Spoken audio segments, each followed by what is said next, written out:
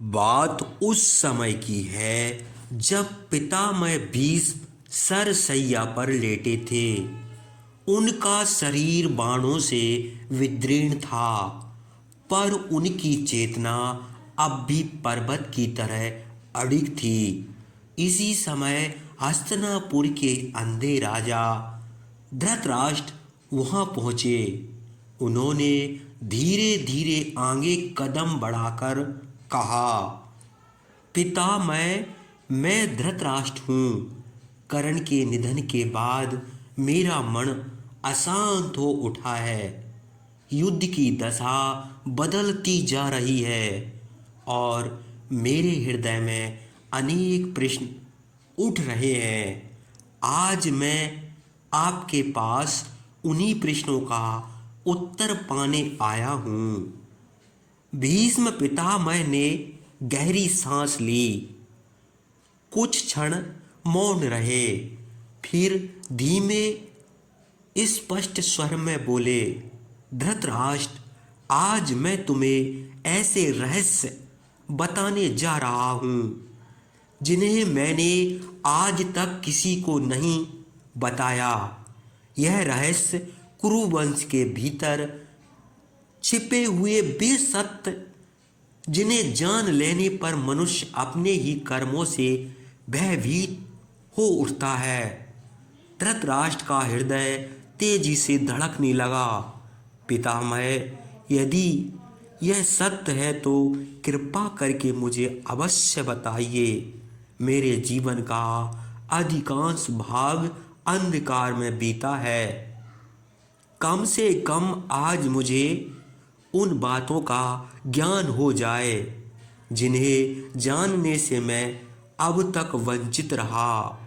भीष्म ने धीरे धीरे कहा, धृतराष्ट्र, पहला रहस्य उस व्यक्ति से जुड़ा है जिस पर तुम्हारे पुत्रों ने सबसे अधिक भरोसा किया, अंगराज कर्ण।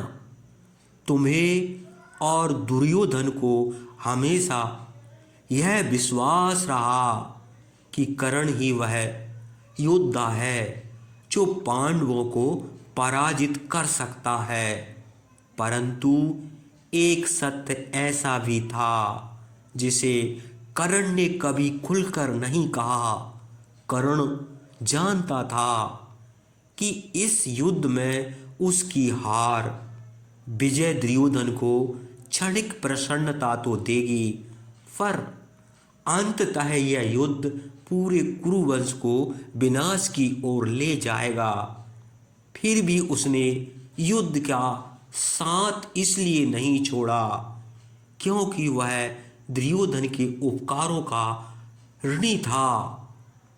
उसके लिए मित्रता ही धर्म बन चुकी थी। धृतराष्ट्र ने गहरी सांस ली। धृतराष्ट्र ने कहा, परंतु पितामह, आप मुझे यह बताइए कि क्या मेरे पुत्र जन्म से अधर्मी थे? भीष्म ने गंभीर स्वर में कहा, धृतराष्ट्र, तुमने दुर्योधन को हमेशा केवल क्रोध और अहंकार का प्रतीक समझा, पर सत्य यह है कि उसके भीतर असाधारण नेतृत्व और अद्भुत धैर्य की शक्ति थी। यदि उसके आसपास चतुर सलाहकारों के स्थान पर धर्मनिष्ठ मार्गदर्शक होते तो वही दुर्योधन एक ऐसा राजा बन सकता था जिसकी कीर्ति पूरे आर्यवर्त में फैलती। परंतु उसके आसपास जो लोग थे उन्होंने उसकी शक्ति को दिशा देने के स्थान पर उसके अहंकार को बढ़ाया। यही कारण है कि उसका तेज धीरे धीरे विनाश की ज्वाला बन गया। धृतराष्ट्र, अब जो मैं तुम्हें रहस्य बताने जा रहा हूँ, यह वह रहस्य है जिसे आज तक मैंने किसी से नहीं कहा। धृतराष्ट्र की सांसें भारी हो गईं। पितामह, यदि यह ऐसा रहस्य है जो इस युद्ध के हृदय को समझा जा सकता है तो कृपया उसे मुझसे मत छिपाइए। आज मेरा मन हर सत्य सुनने के लिए तैयार है। भीष्म ने गंभीर स्वर में कहा, धृतराष्ट्र, तुमने कर्ण के पराक्रम की कथा तो बहुत सुनी होगी, पर बहुत कम लोग जानते हैं कि रणभूमि में उसकी आत्मा को सबसे अधिक किस घटना ने विचलित किया था।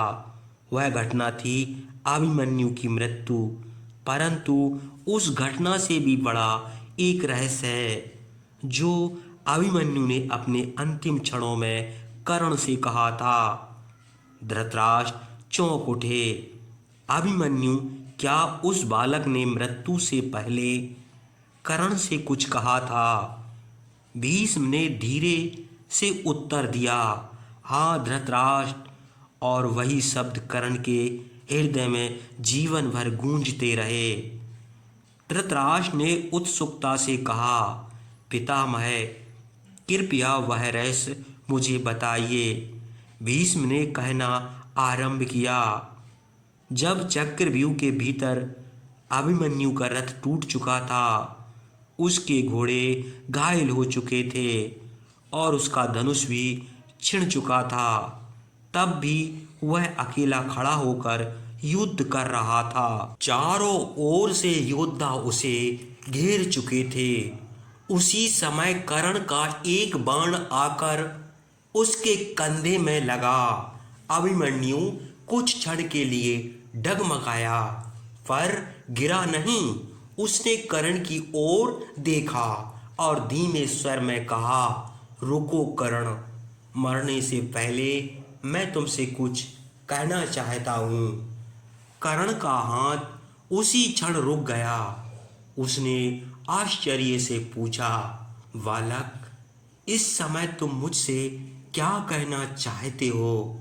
अभिमन्यु मुस्कुराया और बोला, कर्ण, आज तुम सब मिलकर मुझे मार सकते हो, पर एक सत्य ऐसा है जिसे तुम जीवन भर भूल नहीं पाओगे। तुम जिस युद्ध के लिए लड़ रहे हो, उस युद्ध में तुम्हारी तलवार से अधिक तुम्हारा हृदय घायल होगा। कर्ण कुछ क्षण तक उसे देखता रहा। उसने कुछ पूछा, तुम यह क्यों कह रहे हो? अभिमन्यु ने शांत स्वर में कहा, क्योंकि इस युद्ध में बहुत से योद्धा अपने शत्रुओं से नहीं, अपने ही निर्णयों से हारेंगे। इतना कहकर वह फिर युद्ध करने लगा और कुछ ही क्षण बाद वह वीर गति को प्राप्त हुआ। धृतराष्ट्र कुछ देर तक मौन रहे। फिर उन्होंने धीमे स्वर में पूछा, पितामह, क्या कर्ण पर उन शब्दों का कोई प्रभाव पड़ा था? भीष्म ने गहरी सांस ली। हाँ धृतराष्ट्र, अभिमन्यु के वे शब्द कर्ण के हृदय में ऐसे उतर गए जैसे कोई अग्नि भीतर जलने लगे। और जब कर्ण अपने अंतिम युद्ध से पहले गांधारी से मिलने गया, तब उसने वही बात गांधारी से कही थी। धृतराष्ट्र ने उत्सुकता से कहा, कर्ण ने गांधारी से क्या कहा था? पितामह, भीष्म ने उत्तर दिया, जब कर्ण ने गांधारी के चरण स्पर्श किए, तब कुछ क्षण तक वह मौन खड़ा रहा।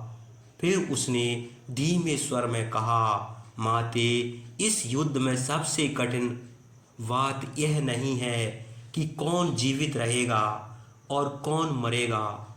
सबसे कठिन बात यह है कि युद्ध समाप्त होने के बाद कौन अपने ही निर्णयों के साथ जीवित रह पाएगा। गांधारी ने आश्चर्य से पूछा, पुत्र, तुम ऐसा क्यों कह रहे हो? कर्ण ने गंभीर स्वर में उत्तर दिया, क्योंकि इस रणभूमि में बहुत से योद्धा अपने शत्रुओं से नहीं, अपने ही कर्मों की स्मृति से हार जाएंगे। यह कहकर कर्ण रणभूमि की ओर चला गया। भीष्म कुछ क्षण मौन रहे। फिर उन्होंने धीमे स्वर में कहा, धृतराष्ट्र, अभिमन्यु के अंतिम शब्द और कर्ण की वह स्वीकारित इस युद्ध का सबसे गहरा रहस्य है, क्योंकि कभी कभी युद्ध तलवारों से नहीं, मनुष्य के भीतर चलने वाले द्वंद्व से तय होते हैं। कुरुक्षेत्र की हवा फिर शांत हो गई। धृतराष्ट्र स्थिर खड़े रहे। भीष्म की आंखों में गहरी चमक उभर आई। धृतराष्ट्र, बहुत कम लोग जानते हैं कि कर्ण का पराक्रम केवल उसका अपना नहीं, उसके भीतर एक ऐसी अग्नि जलती थी जिसे वर्षों पहले एक महान तपस्वी ने प्रज्वलित किया था। धृतराष्ट्र ने विस्मित होकर पूछा, आप किस तपस्वी की बात कर रहे हैं? पितामह भीष्म ने उत्तर दिया, उस तपस्वी का नाम था भृगुवंशी परशुराम। जब कर्ण एक साधारण युवक था तब वह उनके आश्रम में गया था और स्वयं को ब्राह्मण बताकर उनसे दिव्य अस्त्रों की विद्या प्राप्त की थी। धृतराष्ट्र ने आश्चर्य से कहा, यह तो मुझे ज्ञात है पितामह, परंतु इसमें रहस्य क्या है? भीष्म का स्वर और गंभीर हो गया।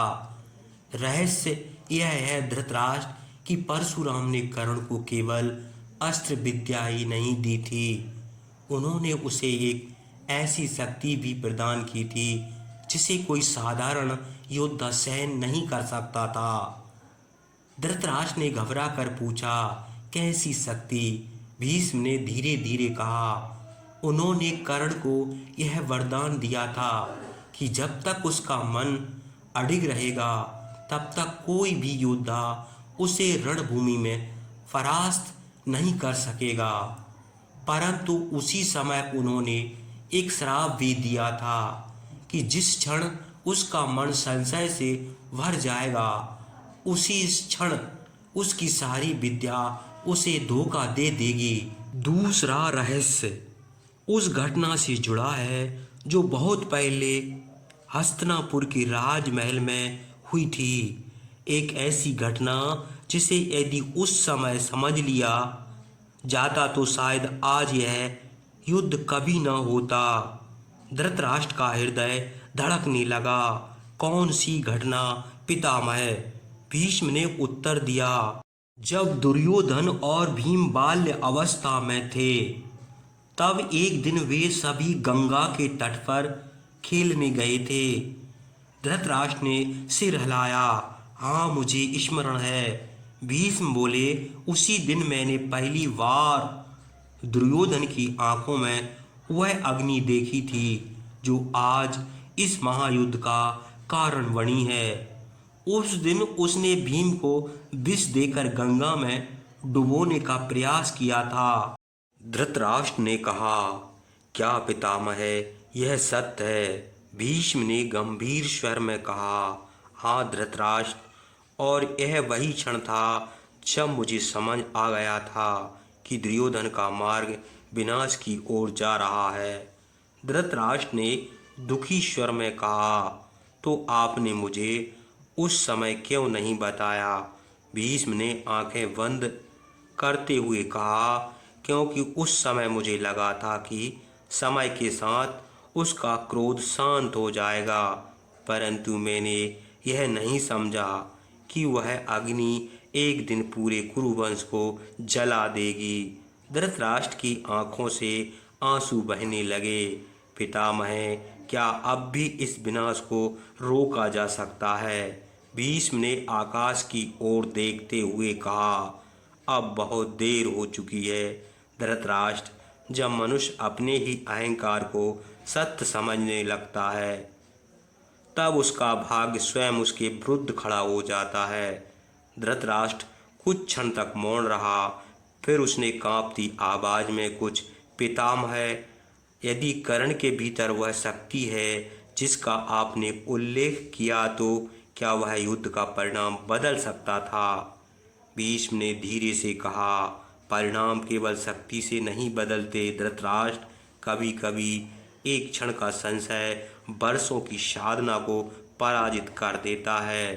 धृतराष्ट्र ने भारी स्वर में कहा, तो क्या कर्ण के जीवन में भी ऐसा क्षण आने वाला था?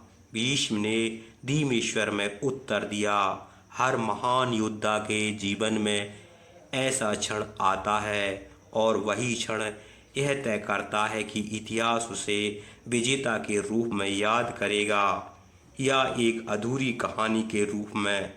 रात और गहरी हो गई। हवा धीरे धीरे बाणों से टकरा रही थी। रात और भी गहरी हो चुकी थी। आकाश में चंद्रमा बादलों के पीछे छिप छिप कर झांक रहा था।